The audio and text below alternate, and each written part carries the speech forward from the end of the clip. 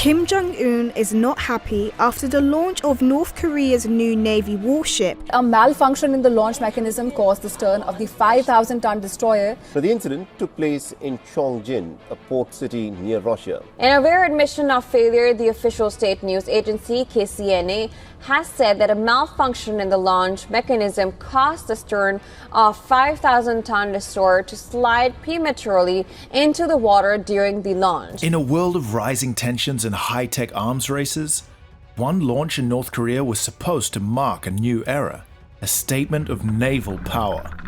But instead, it turned into a spectacle of collapse. This isn't just about a ship, it's about pride, power, and what happens when a dictatorship meets physics. This is the story of the destroyer that capsized under Kim Jong-un's watchful eye, and why its sinking could ripple far beyond North Korea's waters. May 19th, 2025. The docks of Chongjin, North Korea's industrial heart on the northeast coast, are bustling. A newly constructed destroyer, the pride of the fleet, gleams under the harsh sun, painted, polished, paraded. Kim Jong-un himself is present, flanked by high-ranking military officers, ship engineers, and government media. This is more than a launch. This is a flex, a performance of national might. But behind the rehearsed smiles and polished shoes, something is off. Eyewitnesses say the destroyer was launched too quickly. Water gushed around the hull, the crowd cheered, then silence. A gut-wrenching groan of metal, a list to starboard, and then disaster.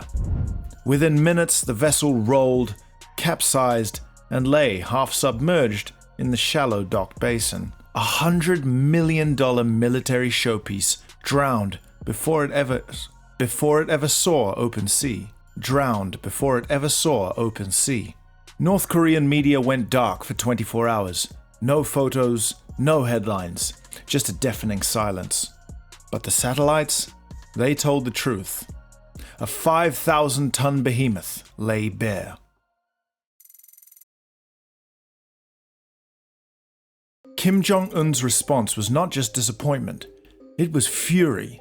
State media eventually broke silence, not to report an accident, but to condemn a critical act of sabotage and incompetence. The implication was clear: someone had to pay. Within 48 hours, reports surfaced that shipyard engineers, naval officers, and logistics officials had been detained. Some disappeared without public record. 법기관에서는 사고조사 그룹바가 확정한 조사 자료에 따라 법적 조사를 위하여 사고에 책임이 있는 정진조선소 기사장 강정철, 선체 총조립 직장 직장장 한경학, 행정부지배인 김용학을 구속했습니다. Satellite intelligence tracked unusual troop movement towards the shipyard compound. South Korea's NIS suggested as many as 32 individuals were detained. A few may have been executed. Though in North Korea, facts move slower than fear. This wasn't just about a ship, it was about shame. The regime had invited its inner circle to witness a triumph, and instead, they watched their leader's authority capsize, literally. "You embarrassed the marshal," one officer reportedly told the detained shipyard commander. "This is not just failure, this is treason. In Pyongyang, failure is not a lesson, it's a crime."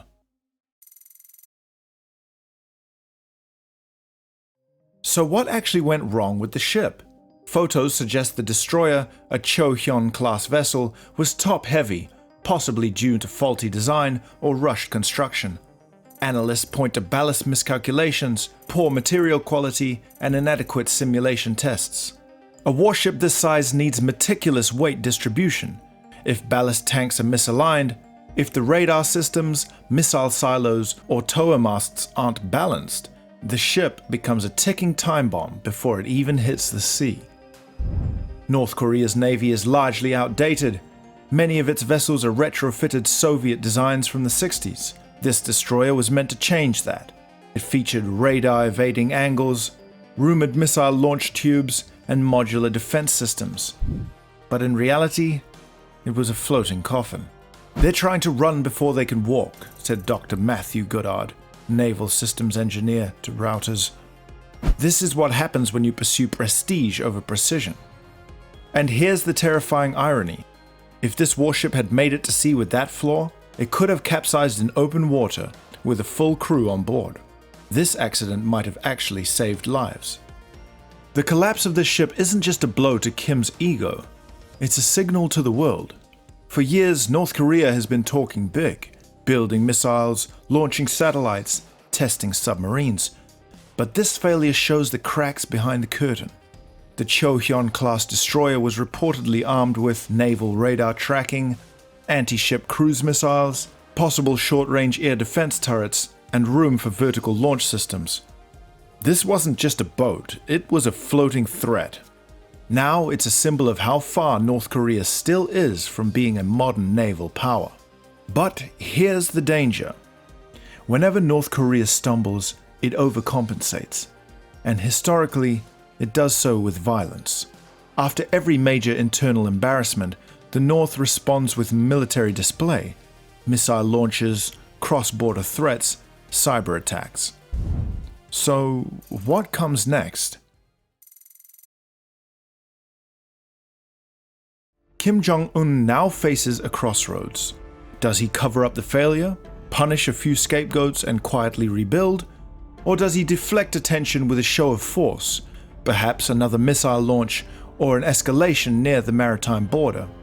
Because in authoritarian regimes, image isn't just power, it's survival. If his inner circle begins to doubt his divine image, his grip weakens.